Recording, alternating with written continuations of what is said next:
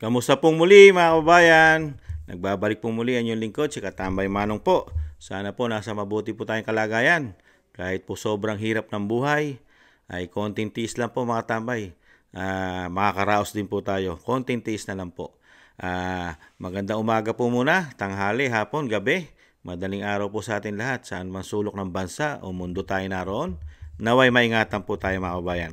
Ito po, komentuhan po natin mga tambay. Ito pong mga talagang nakakadismaya po mga tambay. Nagkaroon po tayo sa bagong Pilipinas. Ngayon lang po, napakalala po ng nangyayari po. Lalo po sa institusyon po ng Kongreso. Ngayon lang po, nakakita ng ganito. 3 taon ang tinrabaho lang po sa atin. Puro pamumulitika. Pati po ang ating karapatan, freedom, ay gusto pa nilang kitilin mga tambay. Napakabalat sibuyas po ng mga congressman ngayon mga tambay. Ibang klase. Para po ang kapangyarihan po ay hawak po nila. Samantalang sila'y paswelduhin lang natin. Sila po'y lingkod bayan pero mukhang pinaglilingkuran nila ay kani-kanilang sarili. Mga tambay, tinatanggal na po ang kalayaan ng Pilipino magsalita, freedom of speech, at freedom of expression mga tambay. Napakababalat sibuyas. Kung sinasabi po nila na meron daw po mga fake news, meron po tayong batas para sa mga fake news. Pwede kang magsampa ng demanda, libel o libelous. Pwede ka pang makakuha ng maraming pera. Diba? Pwede mo silang patawan. Napakarami na po nating batas mga tambay. Kung ikaw ay sinasabi mo sinisiraan ka, diba? Politiko ka. Pero dito sa mga congressman ito, sa bagay, konting tiis na lang. Hindi na po natin makikita ito. Sana, hindi na natin makita ito sa 20 Congress. Yung mga klaseng ganito, mga katambay, ang ginagawa po sa atin ng mga congressman na ito, puro politika sa mga Duterte, ngayon sa mga vlogger, samantalang yung isyong pinakamalaking dapat solusyonan, korupsyon, mga tahimik ang mga hinayupak na ito. Di umano mga kababayan. 2025 national budgets, ayaw man lang nila imbestigahan. Ayaw nilang imbestigahan. Bakit mga blanco yan? Palibasa sila ang involved, mga kababayan. At ayaw rin nilang imbestigahan. Bakit nila siniro ang subsidy ng PhilHealth? Bakit nailipat ang pera ng PhilHealth? Bakit? Walang imbestigasyon. Pero pagdating dito sa mga Duterte, sa Vice President, kailangan tutukan ng 3 taon. Ngayon, sinasama ang mga vlogger. Walang kakwenta-kwenta. Walang mga achievement. Walang achievement mga tambay. Manang-mana po sa Pangulo. Ang achievement po ng 3 taon, binigyan tayo ng maraming pangako. Ngayon naman, nakakahiya. Tapos sasabihin nila, napakarami nila nagawa. Ano mga nagawa? Mga kabayan, manggipit ng manggipit ang trabaho. Painggan po natin ito mga tambay. Ang walang kakwenta-kwenta mga kabayan na nagkaroon tayo ng mga mambabatas sa panahon ng bagong Pilipinas. Ang issue kay lalaking korupsyon. Ayaw nilang imbestigahan ang ginagawang korupsyon mga tambay. Napakarami. The issue of Suprema at testificandum, if they will not be present in the next hearing, and the excuse that will be sent once again to us is not valid, they might be cited in contempt. And doon na po, sa mga letter nila, citing Section 11, Paragraph A, yun na po, they will be cited in contempt, no? Cited in contempt in violation of Paragraph A. Alam po ni Secto, kasi former congressman, lawyer pa. Di ba? Absence without legal excuse in this committee po. Now, ang sinasabi ko lang po, just for the record, Mr. Chairman, malinaw po, we follow due process here. We have done due diligence. We invited them, we issue a show cause order, now we issue a subpoena ad testificandum. Now, Ayan, wala na, nakakawalang gana pong pakinggan ng mga congressman mga tambay. Lalo itong ginawa po nilang komite ito. Mga TRICOM, mga tambay, ibang klase. Parang mga diktador. Ang kongreso ay parang mga diktador na sila mga tambay. Lalo sa kalayaan ng mga Pilipino. Lalo ito si Congressman Paduano, mga tambay, na dating grupo po na NPA ito at ng Alex Bungkayaw Brigades. Talagay na sanay po mag-subpoena, mag-contempt, mga tambay. May sagot naman po ang ating mga kababayan, mga vlogger, mga tambay. Pakinggan po natin sila Atty. Glenn Chong. Ibang klase. Nung i-release po si Nat Fernandez yung listahan, na nandun yung pangalan namin, meron siyang statement doon and was quoted, Filipinos have the right to know the truth. We must protect them against our fellow Filipinos to spread misinformation that cause fear and division in our society. In other words, nung nilabas nila yung listahan, they already labeled us as purveyors of misinformation. Nakapatak na sa noon namin yun ng mga fake news kami o gumagawa kami ng fake news. And that's why we are here, because we want to tell the world that we are not. Hindi kami funded by Pogos, hindi kami funded by drug lords.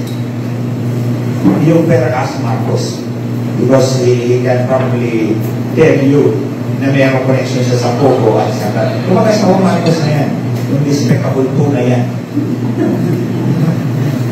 So you see, when the day comes that you invite me, I will tell you, hindi ako tatakbo.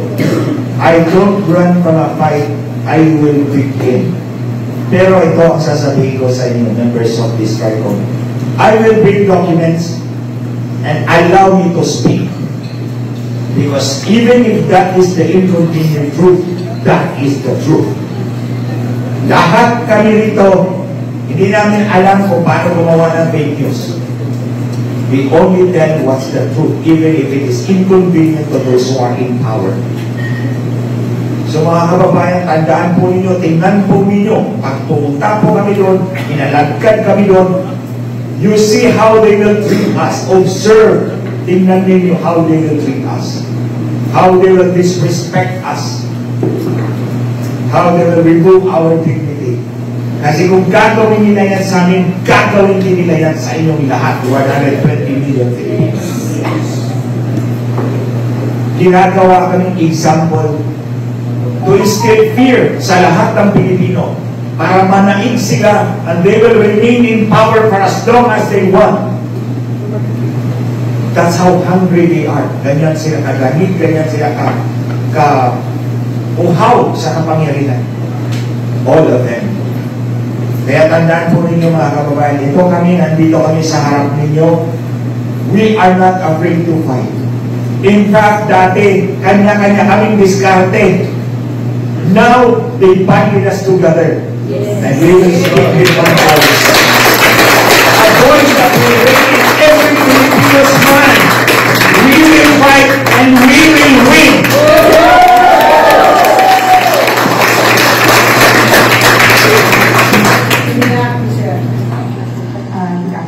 Yan po mga kabayan, mahaba po yan at pwede nyo pong panuorin ng buo mga tambay. At si Atty. Glenn Chong ay talagang lalaban po. Kasi po mga congressman ay hindi rin naman po susunod sa Korte Suprema. Kasi hindi pa naman po nagbababa ang Korte Suprema mga kababayan. Kaya habang wala pang desisyon ang petisyon po nila Atty. Trixie Cruz Angeles sa Supreme Court, ay dire-diretso pa rin po ang gagawin ng Kongreso mga tambay. Dire-diretso pa rin yung kanilang gusto dahil may sarili silang rules ayon po sa kanila. At yung rules nila ay talagang gagawin nila. Ipapasubpina po ang mga vlogger po mga tambay. Yung 11 kasama po dyan sila Atty. Trixie at sila Banat Bay at marami pang iba mga katambay. At iniintay din po ni Kamanong na sana'y masama siya doon sa 11 mga tambay. Gawin na po sanang 12 mga kababayan. Kasi po, kinikitil po nila ang kalayaan ng Pilipino kasi ayaw po kasi nila na sila ay mabatikos dahil sa mga pinaggagawa po yata nila. Lalong-lalo po sa kaperahan natin. Kasi nabisto po Nabisto po ng 3 taon ang pinagagawa nila. Ano po ba ang pinagagawa nila sa ating bansa? Sa atin po, na sinasabing tayo ang kanilang boss. Mga kababayan, ano po ba ang kanilang tinrabaho? Puro kaperahan natin. Number 1, Ang pera natin, kontrolado nila sa institusyon ng Kamara, ng House of Representatives. Mismo ang Vice President ang nagpatotoo niyan, mga tambay. At ang pera po ay kontrolado talaga nila. Pangalawa, ang mga issue po, lalong-lalo po ang ating budgeting, yan. Ayaw nila imbestigahan niya, mga tambay. At syempre po, ang nakakalungkot lang, mahabang panahon na po tayong ginagago. Ginagago po tayong mga Pilipino ng napakatagal na panahon na di umano. Saan po yun? Yung ginagawa po nila sa kapera na pinagkakatiwala natin sa kanila, sa mga budget na kinukuha nila sa Pilipino. Wala pong public hearing. Wala po itong mga resibo. Liquidation by certification lamang. Hindi sila pwede obligahin na magpasa ng mga resibo ng kanilang ginagastos, kinakain, ginagasolina, proyekto. Mga tambay, hindi po yata sila allowed dahil may special silang rules o batas. Ganyan po ginagago yata ang mga Pilipino. Kahit po ang dating Pangulong Duterte ay hinamo na po silang open the book. Magbukasan tayo ng libro at nang malaman kung sino talaga ang mga magnanakaw ng napakahabang panahon sa ating bansa. Sino ba ang mga magnanakaw talaga ng kaban ng yaman? Yan din po ang sinasabi ni Atty. Vic. Mga magnanakaw. Ang sinasabi ni Atty. Vic, ang nag-uumpisa ang korupsyon sa institusyon ng Kongreso daw at Senado. Ayon kay Atty. Vic. Diyan daw nag-uumpisa ang napakalalaking korupsyon. Nag-uumpisa, ha? Ayon niya kay Atty. Vic. Pero ang mga congressman, para mapagtakpan lahat ang ginawa nila sa loob ng 3 taon, ano po ang ginagawa nilang pantakip sa ating kaperahan, sa issue na pumuputok na ayaw nilang pag-usapan, lalong-lalo sa social media. Kaya kinikitil po ang kalayaan sa social media. At sinasabing fake news. Fake news po ba na ayaw nilang paliwanag? Ayaw nilang imbestigahan ang mga pera natin? Fake news po ba yon na wala silang ginagawa? Pagka ang korupsyon ay natutuklasan ng mga Pilipino, sasabihin, fake news kayo. Bakit ayaw nyo ipakita? Katulad ng pinagbilan, binentang ginto, nasaan ang pinagbilan? Sino ang bumili? Di ba? At nasaan ang pondo nyo? Ano mga proyekto nyo nang ma-audit namin kayo? Hindi po nila gagawin yan. Ang gagawin lang nila para mapagtakpan, dali ng issue sa mga Duterte. Dali ng issue sa Vice President. Dali ng issue sa dating Pangulong Duterte. Dali ng issue sa mga vlogger. Dali ng issue sa mga kaalyado ng mga Duterte. Di ba? Lahat po. Para lang po mapagtakpan. Dahil kailangan po nilang makabalik itong mga hinayupak na ito, di umano. Gustong makabalik, mga kababayan. Kaya nga po may kanta tayo dyan mga tambay. Kantahan nga natin ito mga ito. May kanta tayo sa mga ito mga kababayan. Ito po ang kanta sa mga ito. Ginawan po ng kanta po ito ng ating kababayan kanta po ng mga ito, mga tambay. Ibang klase ang ginawa sa atin ng 3 taon. Ito po. Dahil malapit na ang eleksyon, kakantahan natin ang ating mga politician na mga buwaya. Vote wisely, mga higala. Subscribe to my YouTube channel, Melody Lifestyle. Sa matamaan lang po, huwag magalit. Ayan po, kinantahan po tayo ni Makabayan Melody, mga tambay. Para po sa mga congressman natin na mga buhaya. Tamaan po, bato, yung bato-bato sa langit, ang tamaan ay huwag magagalit. Kung hindi ka naman buhaya at hindi ka naman korap, bakit ka magagalit? Di po ba?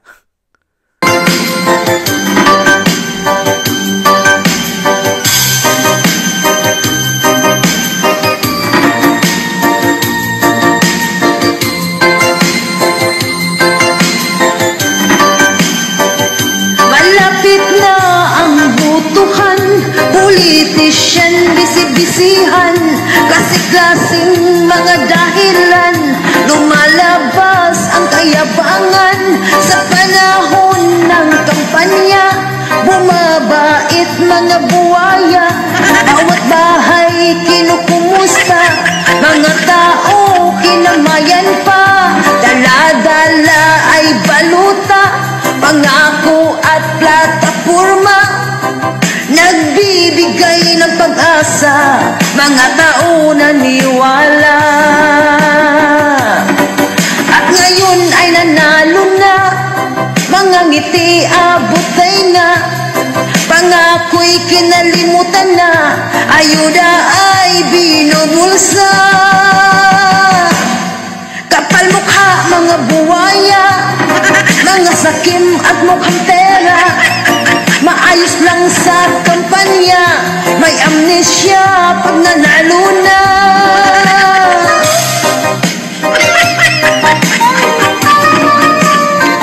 Peace mga buwaya.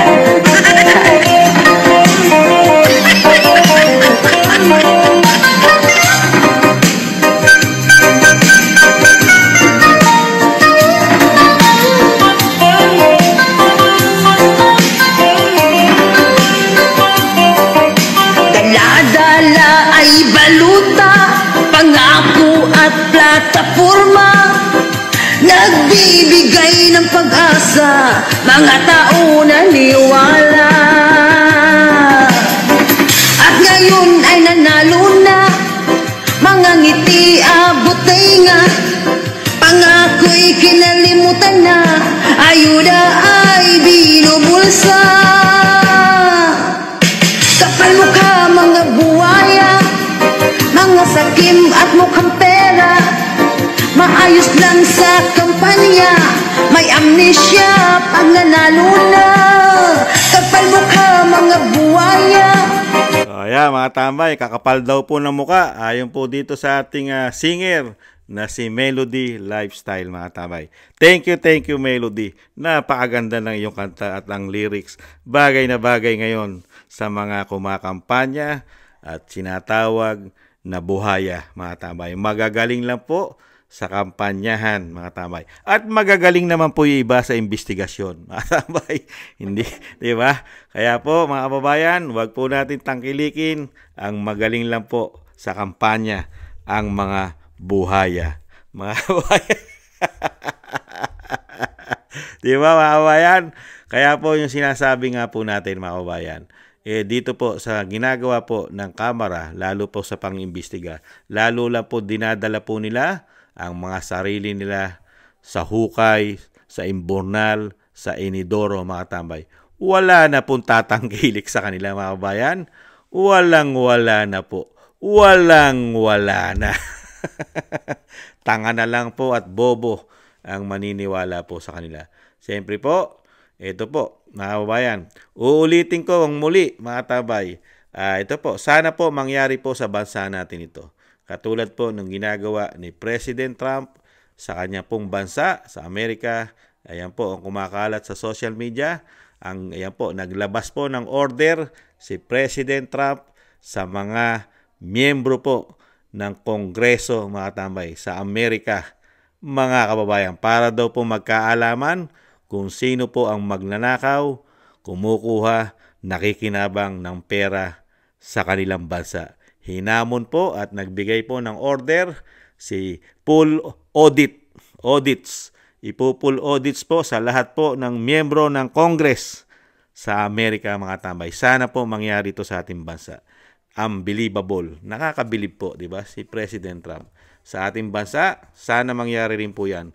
Pero sa panahon po ng Pangulong Marcos, ay malabo pong mangyari yan, mga tambay. Malabo pa sa sabaw ng pusit na gawin po ng Pangulong Marcos. Bakit? Siya yung number 1 involved sa corruption at involved sa droga, ayon kay Kati Binag. Kaya malabo sa sabaw ng pusit na gawin po ng Pangulong Marcos yan. Ito po mga kabayan, ang ating po pambato, ang Team Suka mga kababayan. Yan po ang ating Team Suka mga kababayan. Sayang, pinangungunahan po, siyempre po, ni number 10, Attorney Jamie Bondoc, at number 22, si Bato de la Rosa, number 28, mga kababayan, si Senator Bongo, at number 30, si Attorney J.B. Hinlo, 34, Attorney Raul Lambino, at siyempre 38, Attorney Marcoleta, at number 53, Pastor Kibuloy, at siyempre po number 56, Attorney Vic Rodriguez, at number 57, Philip Ipe Salvador, mga tambay. Yan po. Huwag na po tayong magpabudol muli sa napakagagaling pong politiko na hindi raw po marunong magmura. Pero mga tambay, at hindi rin daw po marunong pumatay ang kanilang politiko. Pero sila, hindi nga nagmumura, pero sanay na sanay naman po yatang magnakaw, mga kababayan, at nagtatakipan. At syempre po, sa mga buhaya po, mga tambay, huwag po tayong tatangkilik sa mga buhaya. Nakita po natin ang mga buhaya, nagkalat po yata sa Kongreso. Karamihan po ay nag-hearing pa, mga kababayan. Maraming salamat po, mga kababayan, at talagang wala po tayong aasahan. Ang inasahan lang po natin, pamumulitika, panggigipit. Pilipino, ginigipit ng mga mambabatas. Pilipino, taxpayer, nagpapasweldo sa kanila, nagbibigay pa ng extraordinary sa kanila, yumayaman pa yata sila, nagkakaroon pa ng ari-arian sa ibang bansa ang iba, pero Pilipino ang ginigipit nila, ang nagpapasweldo sa kanila. Unbelievable. Samantalang sa Amerika, kailangan i-audit ang mga politiko. Sa Pilipinas, exempted sila sa audit. Unbelievable. Maraming salamat po, mga kabayan. Ipaglaban po natin ang ating karapatan.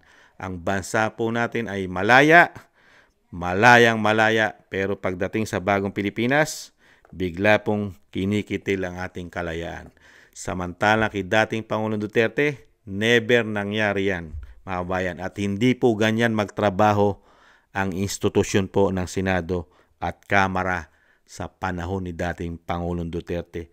Nakita nyo, walang issue na matutuklasan na korupsyon na ginagawa nila sa BICAM sa panahon ni dating Pangulong Duterte. Ngayon, nagtatakipan, sabwatan, puro pera ang involved. 3 taon. Maraming salamat po, mga tambay. Taste lang po. Malapit na po ang pagdapo ng agila. Ganun po talaga. Pag po may mambubudol, may nabubudol, mga kabayan. Naisahan tayo ng mambubudol. Huwag na po sana tayong mapangalawahan pa. Thank you po sa mga mga naagusto po ng Tambayang Makabayan sa YouTube at TikTok. At ganun din po sa mga nagko-comment, like, share, and subscribe. Maraming salamat po, mga kabayan. Konting tiis na lang po. Paalam. Bye-bye. Ingatan nawa.